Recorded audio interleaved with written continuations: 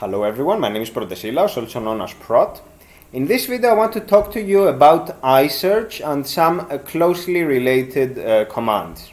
I want to show you the more advanced or perhaps less obvious features of ISEARCH, and then I want to do a demo of the customizations and extensions I have made to it in an effort to improve its functionality without impeding on the defaults. So let's get right to it. I am here on my Emacs window. Just before we start, I just quickly activate screen key. So now you can see my key presses at the lower part of the screen. Let's get started right away. You, of course, invoke ISEARCH by pressing Ctrl S and then typing in a search string. This will match the search string and then highlight the next occurrence of this string. You can move to the next result by continuously pressing Ctrl S, and then repeated invocations will move you to the next result. If you want to go in reverse, you press Ctrl R. Ctrl R will take you upward and Ctrl S will take you backward. You can of course start a search by pressing Ctrl R right away and then searching for a string that way. If you want to now perform a search with a regular expression rather than a string, again it's S and R are the keys, but this time you have to hold down both Control and Meta. Meta is the Alt key. So Control, Meta and S will now search for a regular expression. And let's search for something that is at the beginning of the line and is Emacs. Okay, and now we got a regular expression. Very nice. Let's actually go back to where we were. Now let's do something else. Say you want to search for the thing at point, but let me go to something that wouldn't have too many results. For example, the word is would give us too much. And now let's search for the thing at point directly. You press Ctrl S and Ctrl W. Actually, not the thing at point, rather the word at point. And this will directly put you in ISEARCH and have the word pre-populated, so you are searching right away for it. Repeated invocations of Ctrl W while you are performing a search will just expand the search to the end of the word, and then if you keep pressing you will keep going to the next word and the one after that. However, if you really want to move to the end of the line from where you are, say you are here and you want to move to the end of the line, then you have to invoke another key press, another key chord, which this time uses a prefix that is common to all searches. It is MS. So you have to press MS and then Ctrl E. Ctrl E is of course the motion that takes you to the end of the line. So this highlights from the position of the search to the end of the line. Personally, I think this is either completely useless or useful only in the most specific of circumstances. You shouldn't use that. I think you shouldn't learn it either. If you need to match things that are not next to each other, you should be using regular expressions. But let's say now that you are already performing a regular ISEARCH, so this is by default, it is only searching for strings, so not regular expressions.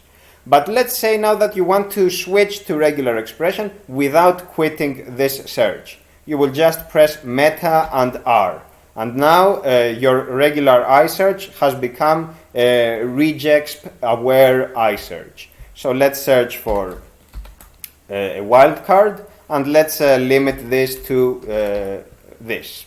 Okay, so we have GNU, period, asterisk, and then Shon, and it will match GNU Emacs configuration in this case, or whatever it is that we are matching. Okay, this is not necessarily a good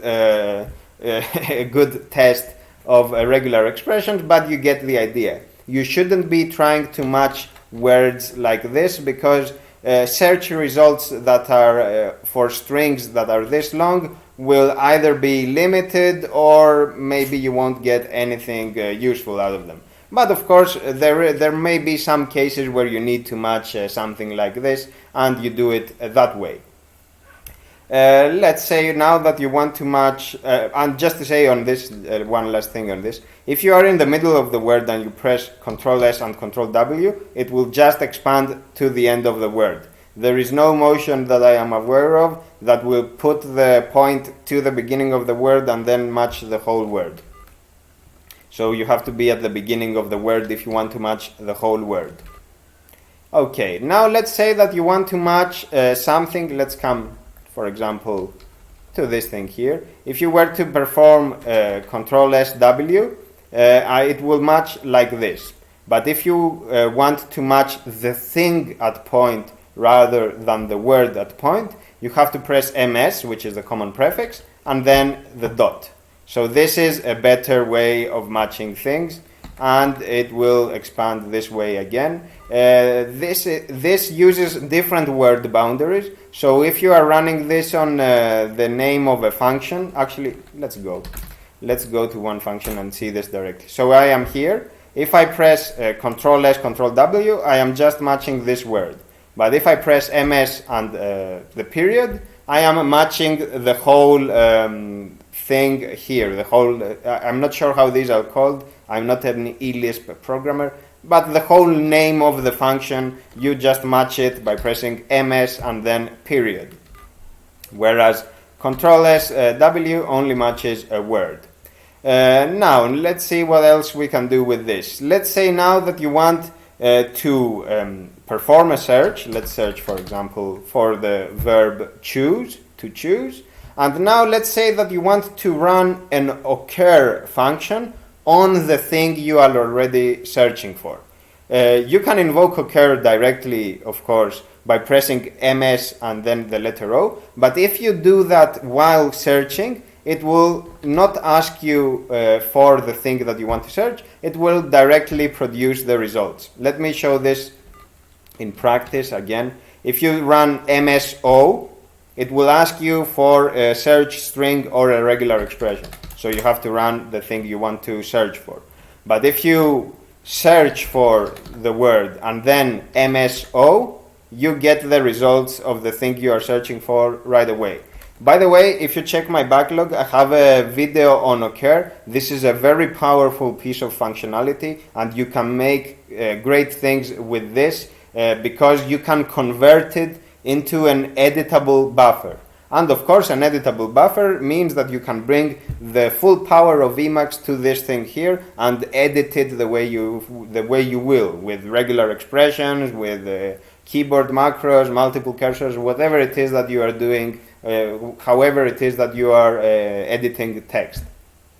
But one nice thing of occur here is that I get all the search results in one buffer, so I can use this as an index to move to them either with my mouse or with meta N, meta P, move directly to them. I can even enable follow mode. This is something that is used in various places in Emacs, but you enable follow mode with Control C, Control F, and then if you move to the results, it will scroll the buffer as well, the actual file. So it scrolls and you can see how it changes context. Let's not worry too much about this. Let's close this now. By the way, if you invoke occur with a prefix, so for example, let's say 5 lines, 5, the number 5, and if we not run occur right now for choose, and we run this, it will find the match and then provide 5 lines of context up and down. So you can see now it is the matching is here, and then I can see some of the lines above and some of the lines below. Again, this can be useful depending on what it is you are doing. So perhaps you want to convert this into an editable buffer and then also edit the context. This can be a nice way, a quick way of, for example, filtering certain paragraphs and then operating only on them. But okay, I have a previous video on occur. You can check that for more on the matter. Let's move on to some more things you can do with ISEARCH.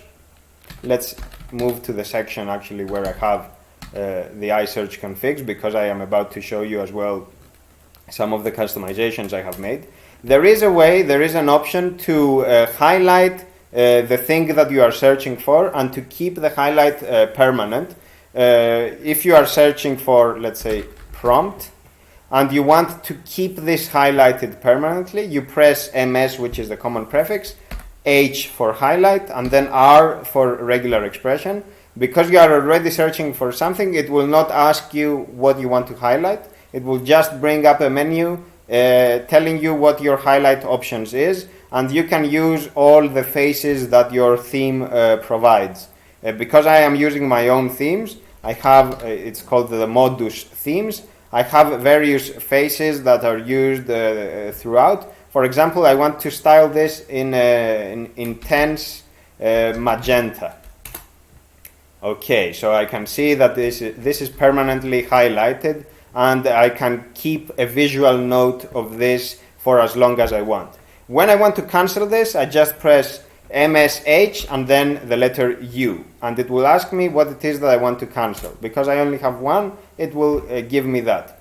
Of course, you can run the highlight directly without ISEARCH. So if you just press MSH and then R, it will ask you for what it is you want to highlight. Let's highlight prompt, and let's highlight the thing that I searched before. Okay, it did it that way. You can, of course, highlight more things. Let's highlight, for example, that wood, and let's this time make it a subtle yellow. Okay, and it did exactly that. Again, this is a very niche kind of functionality, but I think this is very useful. I have used this myself when I am editing a file where I really need to have a visual note of something that is important, something that I don't want to miss. But I agree that this is a very niche kind of functionality that you might have no use for. And you cancel it, of course, MS, H, and U, and it brings up a menu with all your available highlights. Next up, let's do something else now. Let's move on now to my own extensions to iSearch. The first I want to show you is how you can, the one I have written, it is a Lisp. It is actually this thing over here that you see over here. I want to show you how you can mark the thing that you have searched for. So let's search, for example, for iSearch. And if I hit Control Space now, it will mark this thing. And this is useful, as I explained in the documentation for this function. This is useful as a building block for more complex commands. For example, you can mark this and then place a multiple cursor to it. And then, for example, you can delete this hello. So you see how you can use this. Or, for example, let's cancel those. And let's say, for example, that you have, let's do this in practice. You have searched for this, and then let's say you are narrowing the region, and now you want to search for iSearch, but you want to mark this, and then you have multiple cursors, for example. You can do something like that, or perhaps you could combine this with occur, and then within occur you could highlight specific things other than the match for occur, and you know, it's however it is you want to work with. By the way, with the region, with highlighting, with marking, sorry, not highlighting, marking. With marking, you can do something else with the default iSearch. If you search, for example, let's search for the word for. If you search for something and you validate the search, you will move the point from where it was to the new search. You can now mark this region, the space from where you were to where you ended up in, by pressing Ctrl X twice. And this is, again, something that is very useful. Of course, you can then delete the region or yank it and work with it that way. Copy it and work with it that way. Again, this is something that might come in handy under specific circumstances. Let's now perform another search. Let's search for Emacs. and let's say we have committed some errors, and now it is not giving us anything.